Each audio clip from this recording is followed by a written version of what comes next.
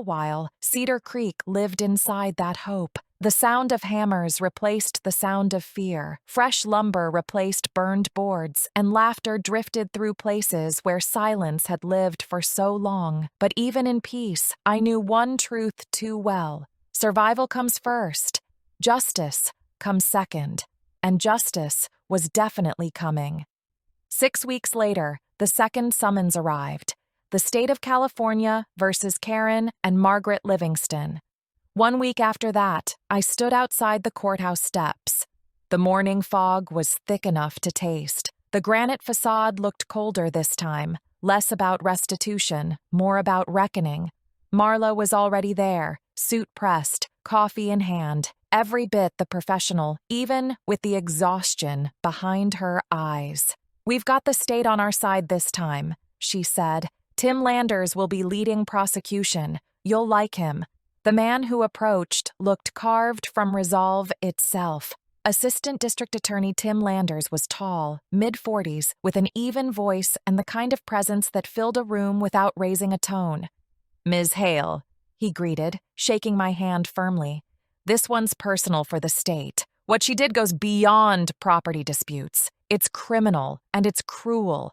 Inside, the difference was immediate. Civil court had been bright, busy, and public. Criminal court was quieter and colder, the hum of tension low beneath fluorescent lights. Deputies stood along the walls. The state seal glimmered above Judge Roy Groves's bench. When the bailiff called the room to order, Karen Livingston was led in wearing an orange jumpsuit, wrists cuffed, her stare fixed on the floor. The arrogance that once defined her had bled away. Judge Roy Groves adjusted his glasses and spoke in a gravelly, measured tone. "Let's keep this orderly. The defendant will remain silent unless addressed directly. Bailiff, read the charges." The clerk began reading. Count 1, money laundering through fake LLCs. Count 2, racketeering. Count 3, environmental sabotage. Count 4, kidnapping. Count 5, child endangerment. Count 6, arson. Count 7, attempted murder. Count 8, extreme aggravated animal cruelty. Each count struck like a hammer. Tim rose, calm and deliberate. "Ladies and gentlemen of the jury, this case isn't about fences or bylaws," he said. "It's about power abused, trust violated, and vengeance carried out in full.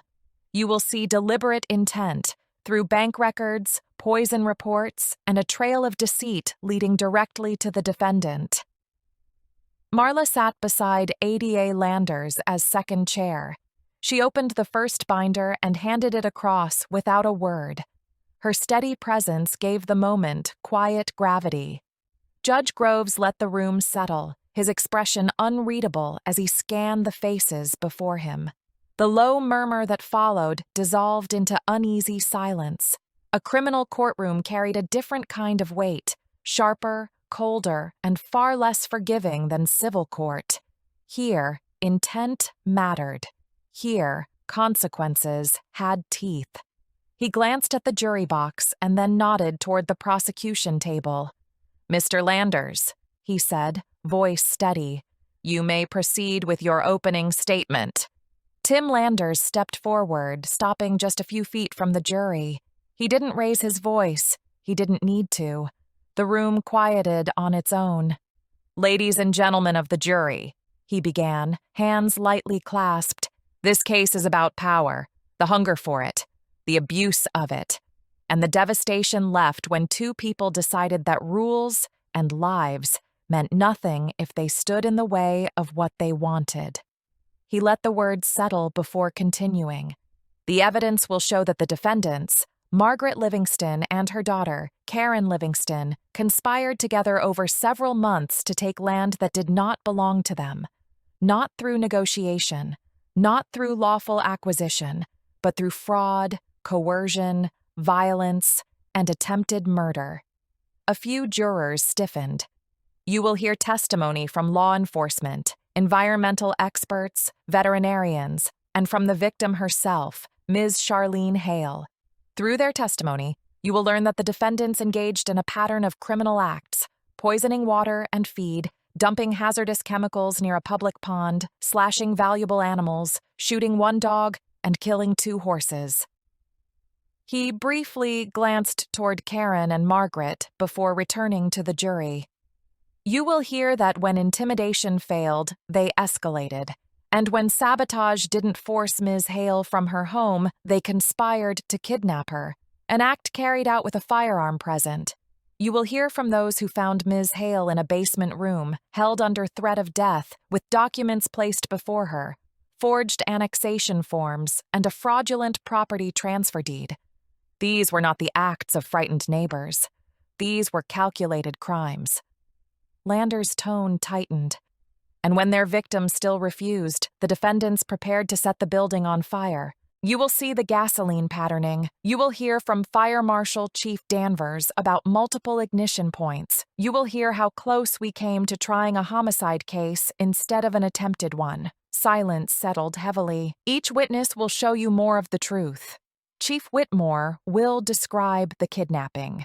Mr. Hunter and Mr. Redding will detail months of escalating harassment and fraud. Dr. Santos will explain the contamination that killed Ms. Hale's animals. Dr. Quian will describe the brutality of the wounds inflicted on them. He took one final look at the jury, his voice steady, calm, certain. At the end of this trial, you will see that the defendants did not act out of fear, concern, or misunderstood civic duty. They acted out of greed, control, and revenge, and the state will ask you to return verdicts that reflect the full extent of the harm they caused. He straightened. Thank you.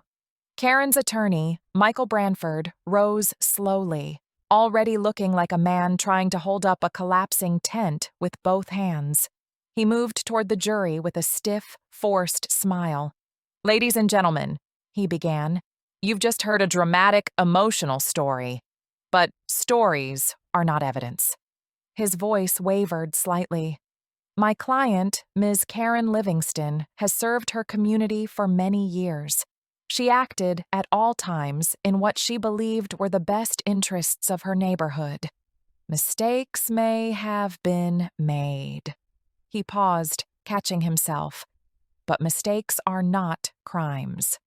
A couple of jurors blinked skeptically. You will hear about conflicts between Ms. Livingston and Ms. Hale. Conflicts, yes. Disputes, yes. But not kidnapping, not attempted murder, and certainly not a criminal conspiracy. He shifted his weight. We ask that you listen carefully and remember that my client had no history of violence, no motive to hurt anyone, and no benefit from committing the extreme actions the state is suggesting. He tried again, reaching for confidence. You will see inconsistencies. You will hear assumptions presented as conclusions. And you will hear interpretations of evidence that are not the only interpretations.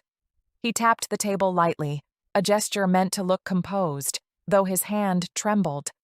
At the end of this trial, we believe you will find that the state has failed to meet its burden, and that Ms. Livingston did not commit the crimes she is charged with. Branford nodded stiffly and stepped back. Few jurors looked convinced.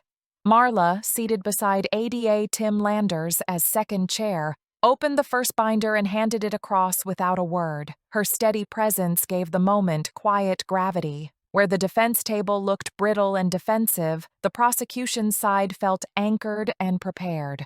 Landers rose. The state calls Mr. Ted Redding. Ted walked to the stand with the worn ease of someone who had testified more times than he cared to count. He took the oath, sat, and rested thick hands on a folder already creased from use. Landers stepped closer. Mr. Redding, did you conduct a financial investigation into Ms. Livingston's activities and the Vista Hills HOA accounts? I did, Ted said. His voice carried the low gravel of years in homicide. I reviewed HOA records going back 12 years, plus personal and corporate accounts tied to Ms. Livingston and several related entities. And what did you find? Every transaction, Ted said, opening the folder. Every falsified invoice. Every sham emergency repair that never happened. The money moved through a shell company on paper owned by Ms. Livingston's brother-in-law. the same style of network her mother, Margaret Livingston, used 20 years ago when she was convicted for racketeering. Karen flinched, eyes snapping toward him. "That's a lie!" she barked. Judge Groves didn't look up. "Ma'am, you speak again out of turn, and you'll finish this hearing from a holding cell." "Understood."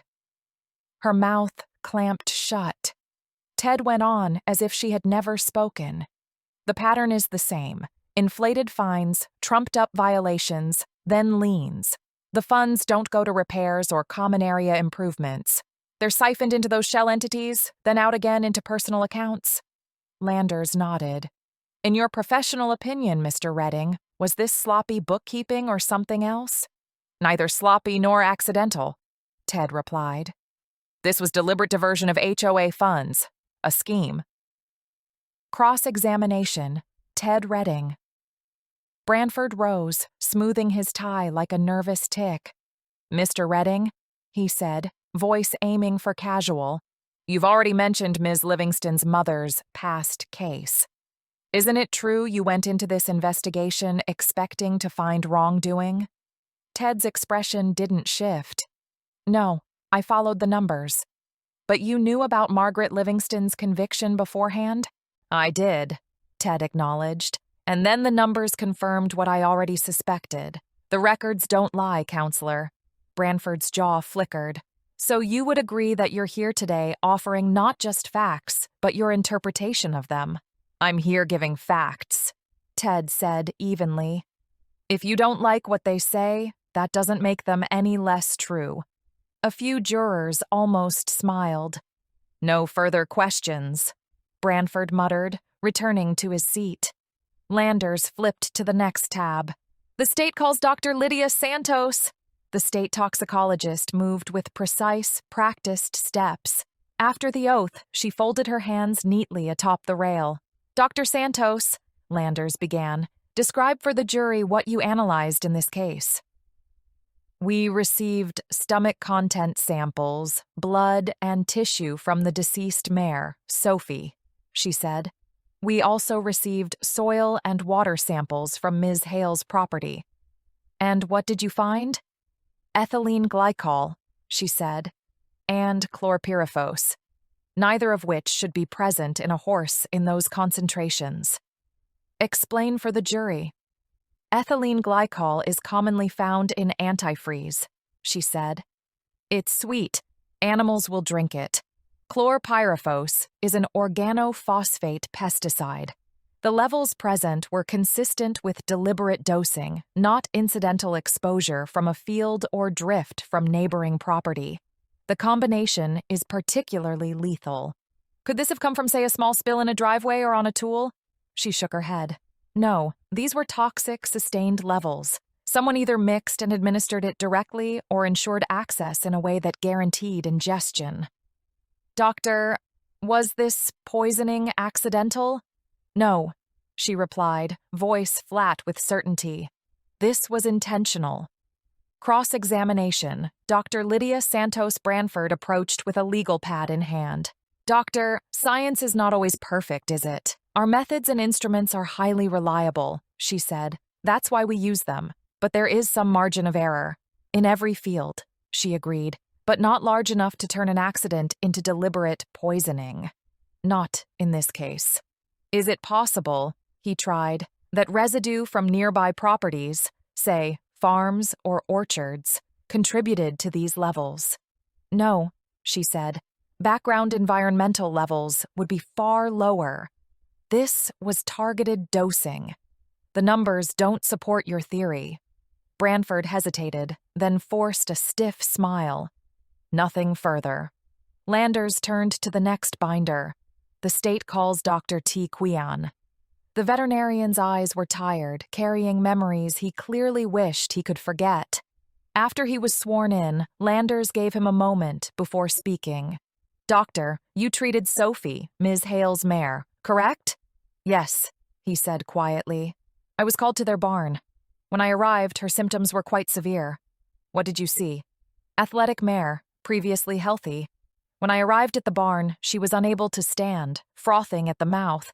Heart rate dangerously elevated, mucous membranes pale. She was in severe distress. We attempted to stabilize her, but the organ damage was already catastrophic. She displayed violent ataxia, severe tremors, respiratory distress, and acute neurological collapse. And her prognosis? There was no real chance for recovery, he said. His voice thinned. Her collapse was rapid, he added softly. She was suffering immensely. She went into cardiac arrest shortly afterward. It was too late to help her at that point. Doctor, is there any plausible explanation in which Sophie encountered this toxin by accident? None, he said. These levels don't come from a tipped-over bottle in a distant shed. Someone intended her to ingest it. Cross-examination. Dr. Tim Quyan Branford stood again, looking for any crack to exploit. Doctor, you care deeply about your patients, don't you? Yes, he replied. And about their owners? Yes, of course I do. So your sympathy for Ms. Haley could color how you view what happened? Dr. Quion's gaze sharpened. My emotions have nothing to do with the toxicology and clinical signs. A poisoned heart looks like a poisoned heart, counselor, whether I like the owner or not. He paused, then added softly, but for the record, I've never seen Ms. Hale harm an animal. Ever. A few jurors scribbled that down with interest. Branford cleared his throat. No further questions. Landers flipped to a red-tabbed section. The state calls Chief Fire Marshal Danvers. Danvers took the stand in a crisp uniform, broad shoulders filling the space. His eyes carried the calm of a man who had seen too many fires to be rattled by one more. Chief Danvers, Landers said, you investigated the fire that occurred on the east side of Ms. Hale's main barn, correct? I did, Danvers replied. The fire originated along the east wall, exterior side. What did you find at the point of origin? 2 distinct ignition spots along the east wall, he said. Both had traces of accelerant. The burn patterns showed upward, fast spread intended to climb the exterior and breach the structure. Could this have been a natural or accidental fire? No, Danvers said. This wasn't a lightning strike or spontaneous combustion in a haystack. This was deliberately set. Someone wanted that east wall to go up. Did you recover any physical evidence linking the fire to the defendant? We recovered a partially melted plastic container near one of the ignition points, he said. Lab analysis showed accelerant residue inside. The fingerprints on the remaining surface matched Ms. Livingston's. Cross-examination. Chief Fire Marshal Danvers. Branford approached, more cautious now. Chief, fires can be chaotic, can they not? Evidence can move, melt, shift. They can, Danvers agreed. That's why we're trained to read patterns in thermal damage. Is it possible that container was dropped by someone else earlier? A worker, perhaps? Anything is possible, Danvers said. But that container was right where the burn pattern started, in fresh ash. It didn't walk there on its own, and your client's prints didn't appear by magic. And you're absolutely certain about 2 ignition points? Yes, I staked my name and badge on that in my report. No further questions, Branford said tightly. Landers didn't pause. The state calls Sheriff Chief Kyle Whitmore. Whitmore walked to the stand, hat tucked under his arm. He took the oath and sat balanced, like he was still braced for something worse. Chief Whitmore, Landers said, how many calls or complaints were filed by Ms. Livingston against Ms. Hale prior to these events? 16, Whitmore replied. All from Ms. Livingston or at her direction. And how many of those complaints were substantiated? None, he said. We investigated each one. No stolen water, no illegal dumping, no animal neglect, no trespassing by Ms. Hale or her staff. Each call was either exaggerated or outright fabricated.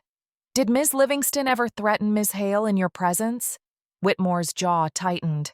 I personally heard her say to Ms. Hale, we'll get this property one way or another, so you might as well just sign now and save us all the trouble. Let's talk about the shooting, Landers said. Describe what you learned about the incident involving Guardian, Ms. Hale's dog. Guardian stepped between Ms. Hale and Ms. Livingston on the front porch, he said. He growled once. Witnesses describe him as standing his ground, not lunging. Ms. Livingston unholstered a .22 pistol and shot him. Did your investigation show any evidence that Guardian attacked her? No, Whitmore said flatly. None. Cross-examination. Chief Kyle Whitmore. Branford rose again. Chief, you and Miss Haley have known each other some time, haven't you? Yes, he replied. You like her? I respect her, Whitmore said. So, it's fair to say you're not neutral. It's fair to say I follow facts, he replied. And the facts say she was being harassed. Branford pressed. Is it possible Ms. Livingston felt threatened? A growling dog. Tensions high. Tension doesn't erase physics, Whitmore cut in.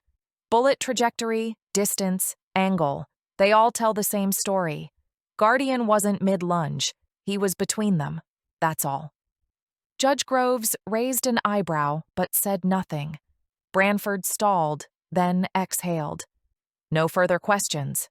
The state calls Ms. Rhonda McKenna, Landers said. Rhonda walked to the stand, fingers twisted together, but her eyes held a steady anger. After the oath, she drew a breath. Ms. McKenna, tell the jury what you saw the day Guardian was shot, Landers said. I was on the porch, she began. Karen drove up like she owned the place, got out of her SUV, and marched right up the steps with papers in her hand. She was yelling at Charlie to sign the HOA membership and annexation forms. What was Ms. Hale's response? Charlie told her no. Again, Rhonda said. Karen got into her face, closer and closer. That's when Guardian stepped between them. He growled once, low. He didn't jump, didn't bite, just stood there like he was saying, back off, the way a good, loyal, well-trained dog does. And then? Landers asked. She pulled the gun and shot him, Rhonda said, voice cracking. He dropped right there on the porch. Did you see Guardian attack Ms. Livingston? No, Rhonda said. He never left his spot in front of Charlie. Cross-examination. Rhonda McKenna. Branford approached more gently. Ms. McKenna, you work for Ms. Hale, correct? Yes, she answered. You care about her, and about Guardian. Yes, she said. So your emotions that day, shock, fear, those might affect how you remember things. I remember the sound of the shot, Rhonda said. I remember the smell of blood and gunpowder. I remember Guardian trying to breathe. I might forget what I ate that morning, counselor, but I will never forget she shot him for standing there. Her voice didn't waver this time. Branford pressed his lips together. No further questions. The state calls Ms. Hillary Thompson, Landers said. Hillary moved like someone walking against a storm. After she was sworn, Landers gave her a reassuring nod. Ms. Thompson, did you have any prior dealings with Ms. Livingston? Yes, Hillary said softly. She came after my property around the same time she came after Charlie's. How? Landers asked. She planted fake drugs in my barn, Hillary said, voice trembling. When I left for town, everything was fine. When I came back, officers and squad cars were everywhere. Did you have any involvement with narcotics? No, she said. I've never used, sold, or trafficked drugs in my life. The lab results later showed the heroin was fake, but the damage was done. My reputation, my business, my home, gone. How does that connect to Ms. Livingston? A bribed officer finally told the truth after he got caught, Hillary said. He confessed that Karen paid him to look the other way when the drugs were found, and after I was incarcerated for the 6 weeks. During the time of my incarceration, she pushed hard for the seizure of my land. What happened to your property? It was illegally taken, she whispered. Lost in the fallout. She stole it. just like she tried to steal Charlie's. Cross-examination. Hillary Thompson. Branford stepped forward. Ms. Thompson, you're angry, aren't you? Yes, she replied. And you blame my client for everything that happened. I blame her for what she did, Hillary said. If you're asking whether that colors my feelings, of course it does. But the confession from your dirty officer, that's not my feelings. That's on record. Branford hesitated, then backed off. No further questions. Landers turned to his last binder. The state calls Detective Frank Hunter. Frank strode to the stand, his calm presence somehow tightening the air in the room. After the oath, Landers began. Detective Hunter, what was your role in this case? I was brought in to consult on the narcotics angle and to compare it to prior patterns, Frank said. When I saw Ms. Livingston's name, I recognized it from other suspicious cases. People losing their land under questionable circumstances. What did your investigation show? That this wasn't a one-off, Frank said. It was a pattern. Target people who are isolated, elderly, or financially strapped. Manufacture evidence of violations. Use liens, fines, and fear to force them off their land. Then the property ends up funneled through entities tied back to Ms. Livingston and, in earlier years, her mother. So, in your expert opinion, Detective, is what happened to Ms. Hale an isolated dispute? No, Frank said. It's part of a long-running scheme. Cross-examination. Frank Hunter. Branford walked up, posture tighter now. Detective Hunter, you're close friends with Miss Hale's godfather, aren't you? Yes, Ted and I have known each other a long time. So your involvement here isn't exactly neutral. My involvement here is based on records, statements, and evidence, Frank said evenly. The fact that I know people who've been hurt by this scheme doesn't make the scheme any less real. Is it possible, Branford tried, that you're seeing patterns where none exist? Frank's eyes hardened. If you think forged invoices, fake drugs, planted evidence, and a string of nearly identical land seizures are my imagination, counselor, you're not looking at the same files I am. A few jurors exchanged looks that were far from sympathetic to the defense. No further questions, Branford said quietly. The state calls Ms. Charlene Hale, Landers said. When my name was called, the courtroom felt too small. The oath echoed in my ears as I took my seat. For a moment, all I could hear was Guardian's choked breaths and Sophie's labored heartbeats. Ms. Hale, Landers said gently, did you ever want conflict with Ms. Livingston? No, of course not, I said, my voice low but steady. I didn't want to fight with anyone. I just wanted to live my life, run my barn, and keep my family's legacy safe. She took that piece, turned it into a weapon, and used it against everyone I cared about. She didn't just hurt my horse, she destroyed something good. Landers gave a slight nod. And what would you call what she did, Ms. Hale? I looked toward Karen. Evil dressed as authority. Cross-examination.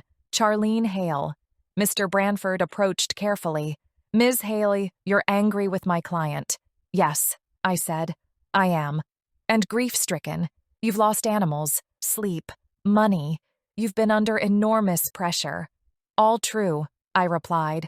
So, it's fair to say you might not see her actions in the most charitable light. That's correct, I said. I see them in the light of what they cost. My dog bleeding out on my porch, not once, but on 2 separate occasions. My mare dying in agony. Barn staff jumping at every sound. And acres of land she tried to steal from families like mine and Hillary's. That's the only light there is. He looked at me for a moment, then lowered his gaze. No further questions.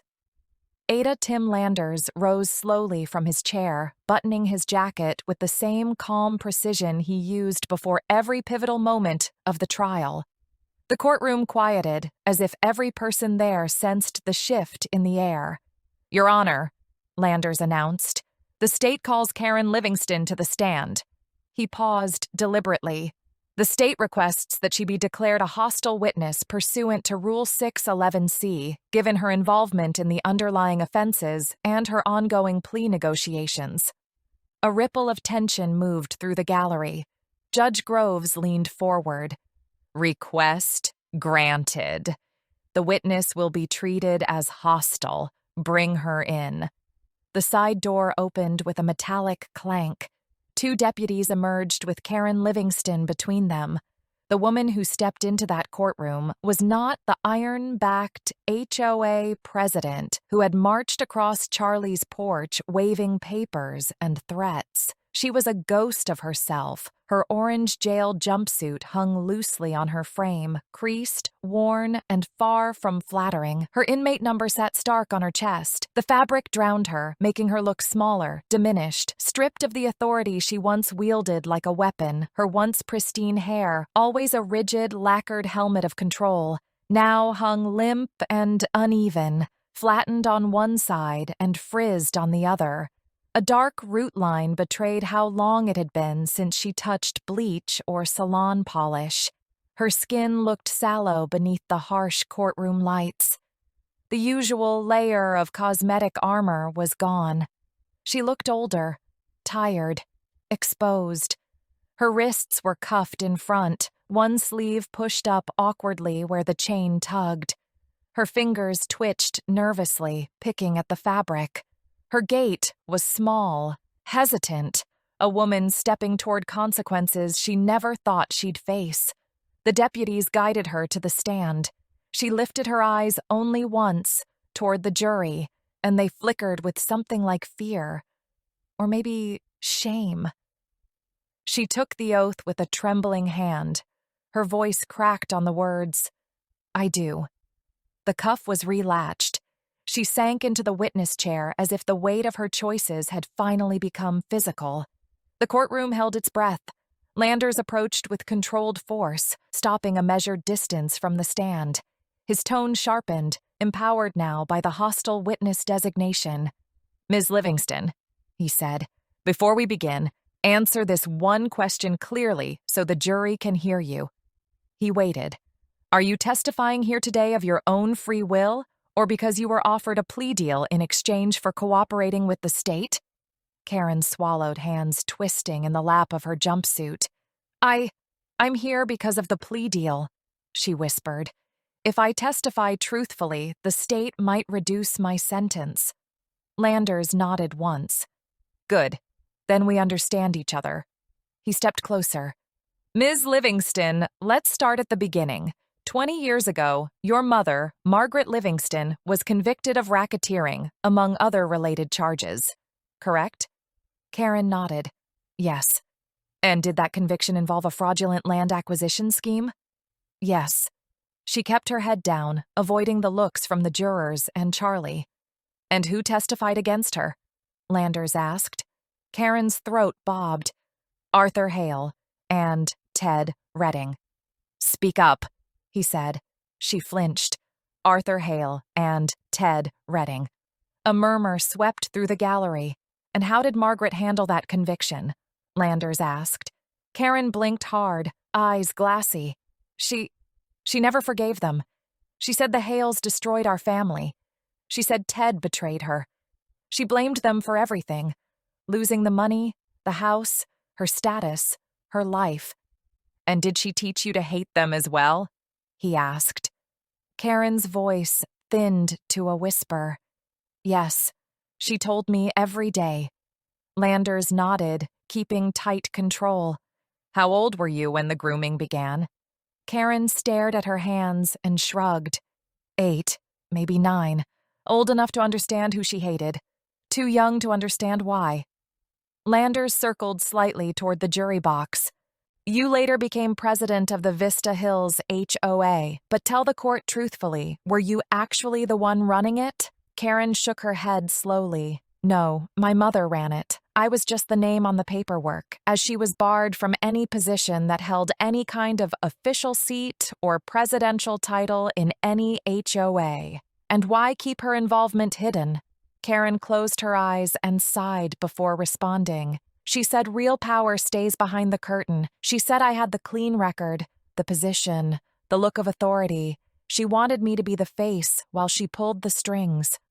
Pulled the strings how? He asked. She told me what letters to send, what violations to claim, what neighbors to pressure. Sometimes she'd write the notices herself and have me sign them. Landers nodded grimly. So the HOA wasn't protecting a community. It was a weapon. Karen swallowed and nodded. Yes. And your mother's most important target, Landers pressed, was Charlene Hale. Karen hesitated, then nodded. Yes. Why? Landers pressed. Karen's voice cracked. Because she said the Hales took everything from us. She said taking their land was justice. She had this saying. Karen's breath hitched. We take from them what they stole from me. Multiple jurors stiffened. Landers' glare hardened. This was never about weeds, paint colors, or setbacks, was it? No, Karen choked out. It was never about rules. Then tell the court what it was about, Landers asked, keeping his composure. A vendetta, she whispered. Revenge. My mother's anger. And mine. We used the HOA to go after the Hales, to punish them. Landers stepped closer. Let's talk about the east wall of Ms. Hale's barn, the fire that nearly cost lives. Karen's fingers clutched the chain of her cuffs. My mother suggested it. Suggested what? Landers asked. That if the barn was damaged, or even burnt to the ground, it would give us more leverage. Scare her, make her desperate, force her to finally leave, she said, voice shaky. And you followed that suggestion? Landers asked. Karen's voice fractured. Yes, I did. Gasps broke out in the gallery. Landers lowered his voice, making the courtroom strain to hear. Ms. Livingston, was any of this about HOA regulations or property boundaries? No, she replied. Was any of this about improving the neighborhood or maintaining cohesion? No. She began to squirm uncomfortably. Okay then. Was any part of this normal HOA business? Karen shook her head violently, tears sliding down her cheeks. No, none of it. It was a front. It was revenge. It was my mother's old scheme all over again, and I was stupid enough to believe her. Landers took one step closer, his voice razor-sharp. Then tell this jury exactly what the HOA was used for. Karen's shoulders collapsed inward, the dam breaking. We used the HOA to destroy the Hales, she sobbed. To take their land, to punish them for putting my mother in prison. We used fines and lies and fear. We used the neighbors. We used everything. She lowered her head into her cuffed hands. I'm so sorry. The courtroom fell utterly silent. Cross-examination. Karen Livingston. Branford rose slowly from the defense table, smoothing the front of his jacket with deliberate precision. When he stepped forward, his expression was calm, almost gentle, but the cold calculation behind his eyes was unmistakable. He approached the stand like a surgeon approaching an operating table. Ms. Livingston, he began softly, you've told this jury quite a story today. Karen didn't respond. Her eyes stayed on her cuffed hands. Branford tilted his head. In this story, you blamed your mother. You blamed Ms. Hale. You blamed inspectors. You blamed board members. You blamed neighbors. You blamed the HOA system. And finally, when there was no one left, you blamed yourself. He paused, letting the weight settle. That's a very wide net of responsibility, wouldn't you say? Karen swallowed. I'm telling the truth. The truth now, you mean? Karen blinked hard. Branford stepped a fraction closer. You want a reduced sentence, correct? Karen hesitated. Yes. And the only way to get that reduced sentence is to give the prosecution something useful. I'm not making anything up, Karen said. Aren't you? Branford cut sharply. Because you've lied before, haven't you? Karen froze, eyes narrowing. Oh, yes. Branford continued, ticking each point off on his fingers. You lied to your community, to your HOA members, to inspectors, to property owners, to Ms. Haley, to law enforcement, to the grand jury, to everyone, for years. Karen flinched, swallowing hard. And now, suddenly you're telling the whole truth? He asked, voice dripping with doubt. Now, conveniently after the state waved a plea deal under your nose? Landers rose. Objection. Argumentative. Judge Groves. Sustained. Rephrase. Branford nodded, never losing his rhythm. Ms. Livingston, when did you first mention your mother's supposed involvement to law enforcement? Karen blinked. I don't remember the exact... I do, he replied. Branford's voice sliced through the air. It was after your plea discussions began. A ripple of murmurs filled the gallery. Karen shook her head frantically. No, that's not why. Oh? So for the last 10 years, you ran the HOA with an iron fist but never once mentioned to anyone that your mother was secretly controlling everything. Karen's breath trembled. I didn't think anyone would believe me. Or, Branford interjected, leaning in, you didn't think to use that excuse until the walls closed in. Karen's eyes filled. No, you're twisting it. I'm clarifying it, Branford said coolly. And let's clarify a few more things. He stepped even closer, his voice low and unforgiving. You signed the violation letters, correct? Karen nodded slightly. Yes, you filed the complaints. She kept her sight lowered, looking down at her hands. Yes. You threatened liens. Yes. You confronted Miss Hale on her porch on more than one occasion. Yes. You shot her dog? Karen's face broke. She nodded through tears. Yes. You escalated harassment. Yes. You ordered inspections. You approved fines. You moved boundary stakes. You enforced everything under your name. Yes, she whispered. And now, when facing prison, you expect this jury to believe that you were simply following orders for over a decade? Karen's voice cracked. I didn't say I wasn't helpless. Branford's eyebrows lifted. But you did say she told me what to do, did you not? Karen's lips trembled. Yes, but no further explanation needed, Branford said, cutting her off like a knife. He turned toward the jury, voice smooth and deliberate. Ladies and gentlemen, this witness gains the most by blaming someone conveniently absent from this courtroom. He pivoted back to Karen for a final strike. Final question, Miss Livingston. He let the silence build, the tension stretch thin. If you were not facing decades in prison, if you were not wearing that jumpsuit, if you were still HOA president today, would any of the things you just said, any of them, ever have left your lips? Karen's breath hitched. Her hands trembled. I don't know, she whispered. Branford nodded once. A cold, precise gesture. No further questions, Your Honor. The words landed like a closing door. The courtroom was silent, a silence thick with doubt, conflict, and the sting of betrayal. The defense tried spinning the story into stress, burnout, even mental instability, but the evidence was airtight. Ada Landers rose slowly, one hand resting lightly on the podium, the other holding a single sheet of notes. Untouched. He didn't need to look at them. He looked only at the jury. Ladies and gentlemen, he began, voice steady but carrying the weight of everything they'd witnessed. You have now heard 10 years' worth of truth. In 1 week, he stepped forward. You heard about the threats, the harassment, the tampered utilities, the false violations, the boundary stakes driven into land that wasn't theirs.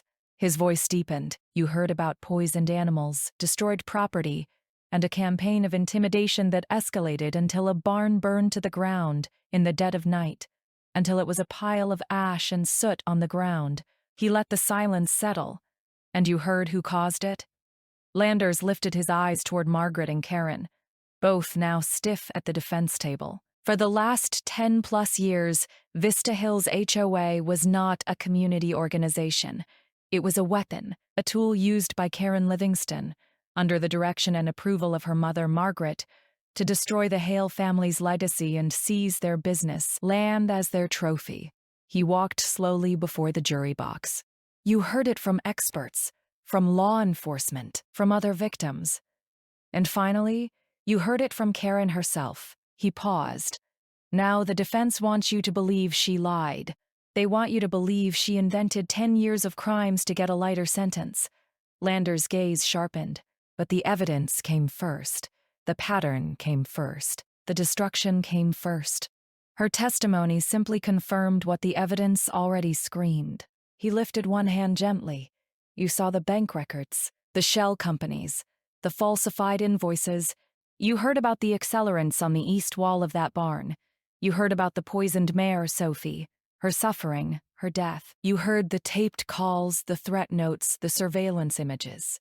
He let his voice soften, and you watched the faces of every witness who took that stand, each one carrying the scars of months and months of fear and intimidation.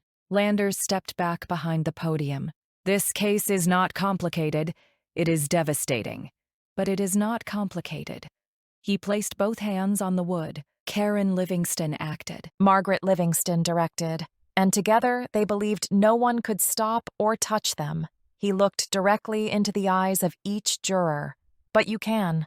A beat of silence. We ask that you return a verdict of guilty on all counts. He then sat back down. Branford then rose slowly, straightening his tie as though preparing for a final performance.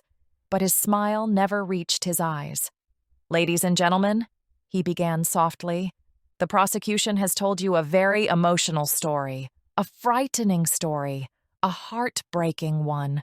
He walked toward the jury box, but emotional stories are not evidence. He held up one finger. Point 1. Karen Livingston is a confessed criminal facing decades in prison. Another finger. Point 2. She did not blame her mother for 10+ years. Another. Point 3. She only did so the moment a plea deal appeared. He let that sink in. So I ask you, is she lying to get a reduced sentence? He shrugged lightly. Maybe not. He pointed at Landers. But the state must prove that she's telling the truth. Not maybe, not probably. Proof. Branford paced before them. Every piece of evidence you saw, fines, letters, violations, disputes, complaints, all signed by Karen. Every witness you heard, confrontations with Karen, threats from Karen, decisions by Karen. He looked toward Margaret, painting her in the softest possible light. But Margaret, where was she in the evidence? Where was she in the actions? The phone calls, the signatures, the meetings, the emails? He spread his hands. She wasn't there. She wasn't on the paperwork. She wasn't in the lien threats. She wasn't caught at the barn. She wasn't tied to the poison.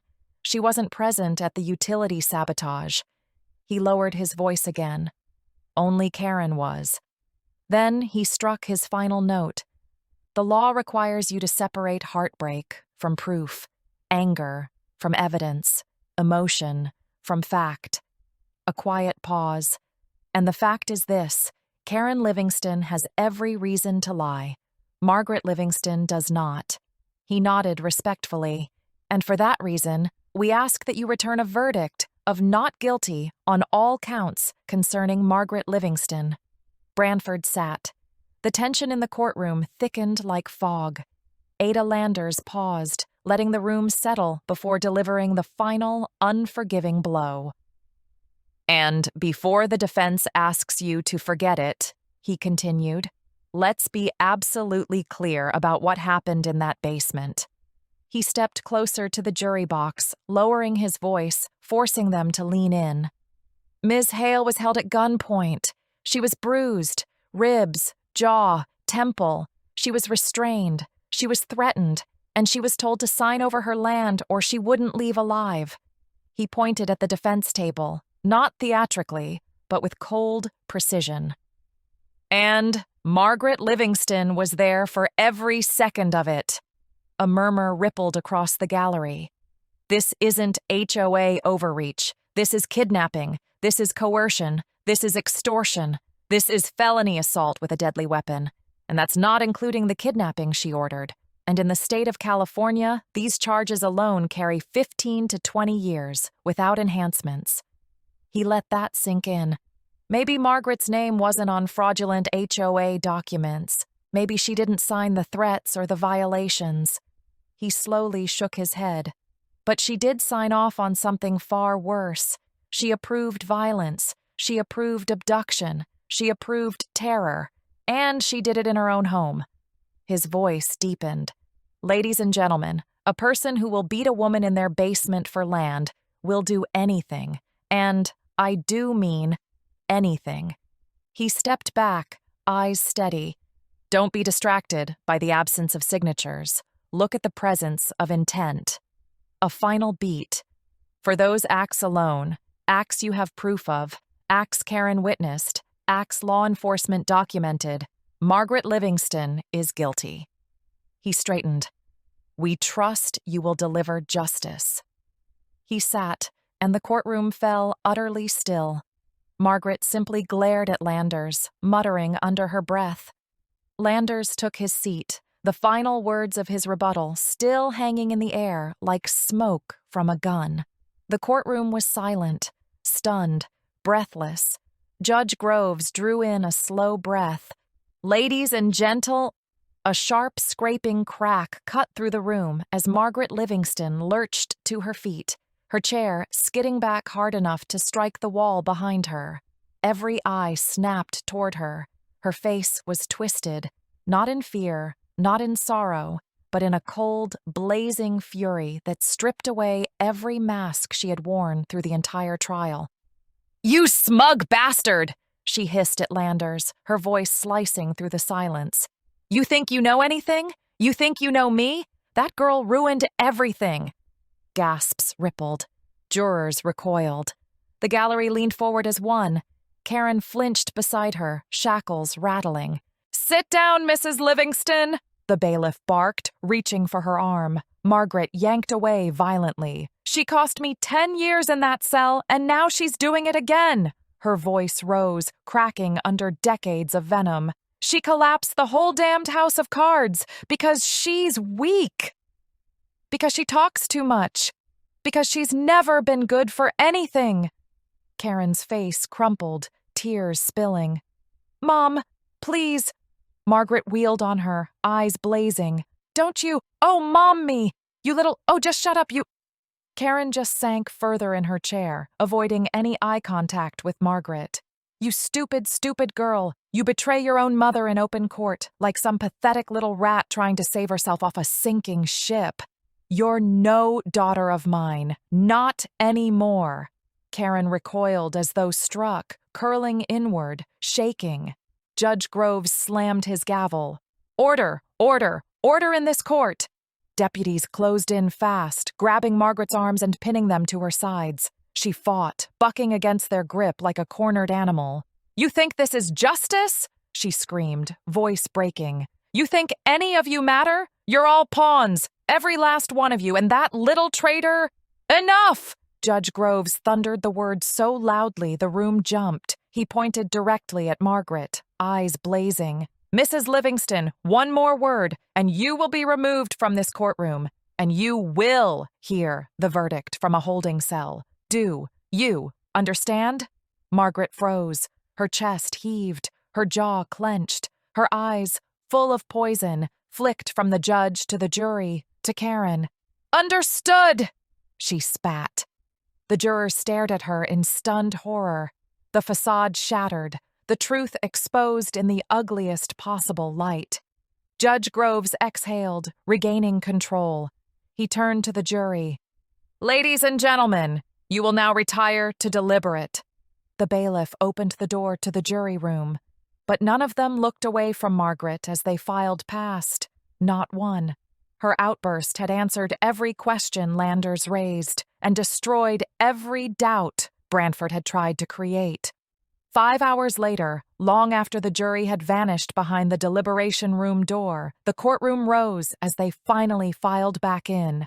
Their faces were pale and exhausted, their expressions carved with the weight of everything they had decided. A hush fell over the gallery, thick, breathless, expectant.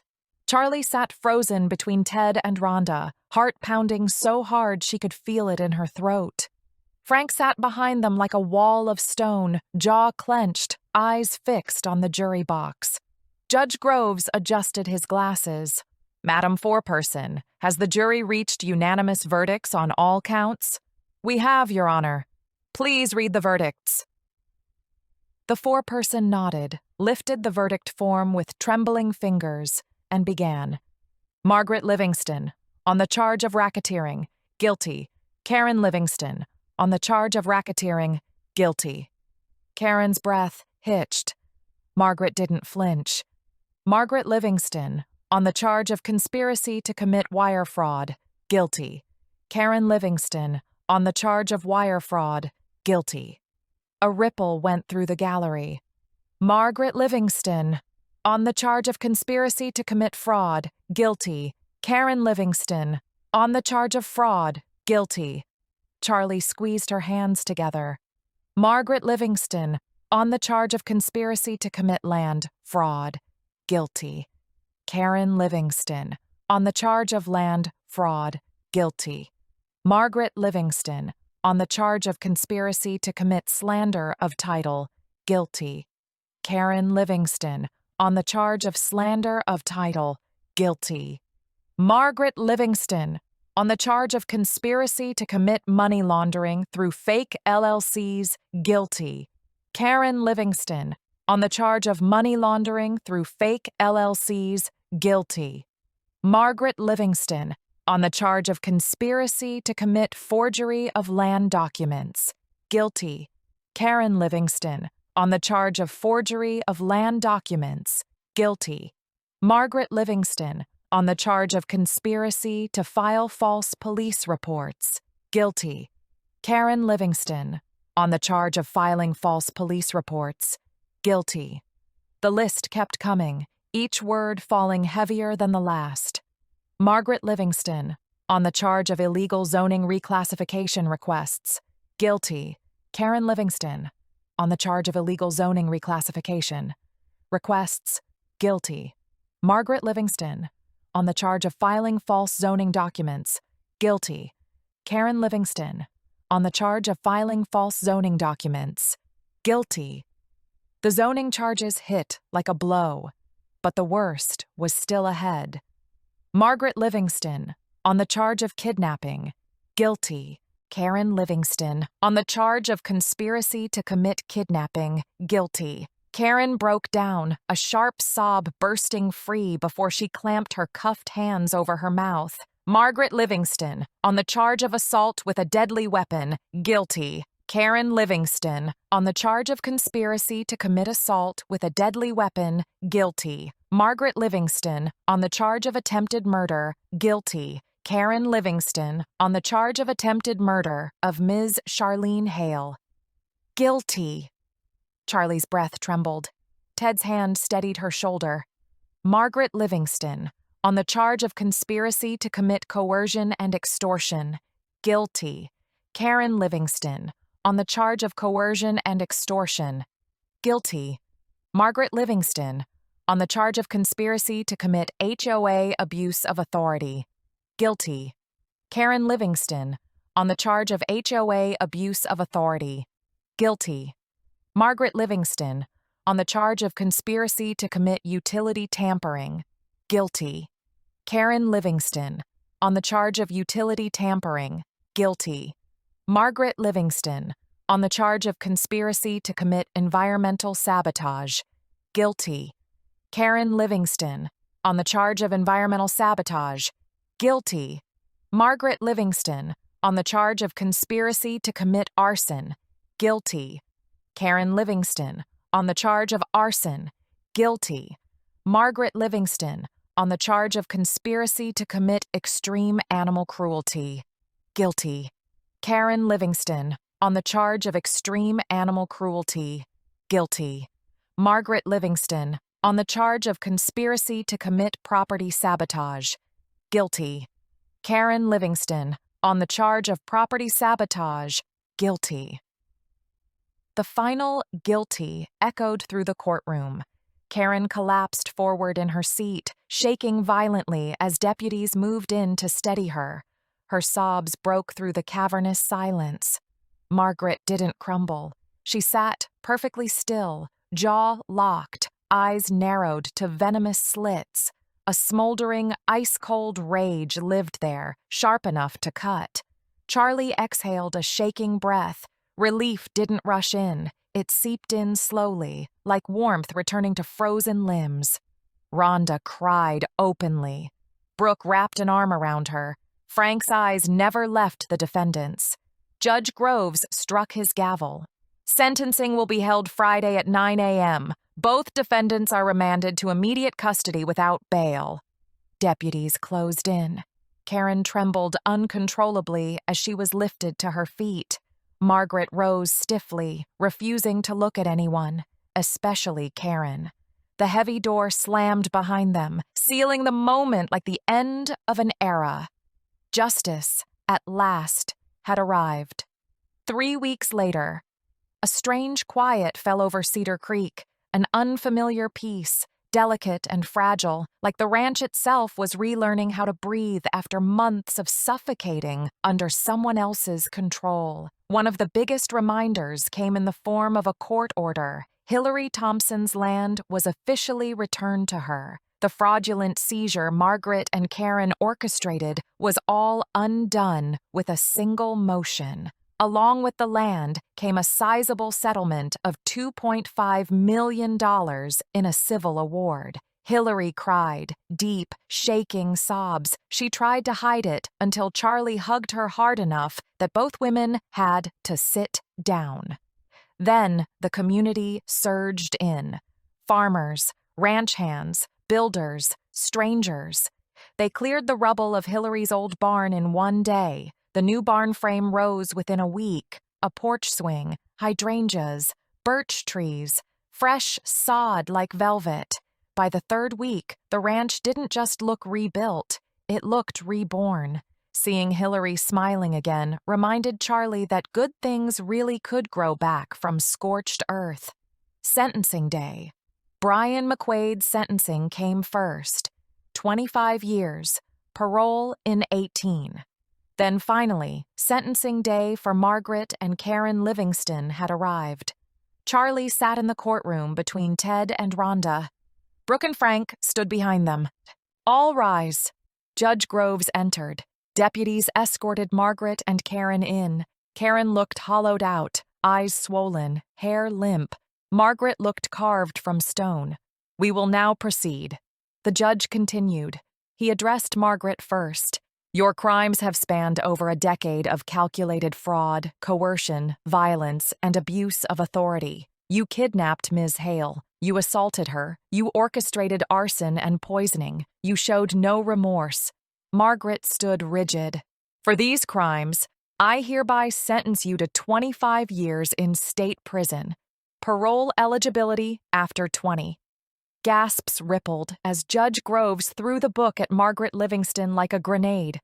Then Karen. She rose, shaking.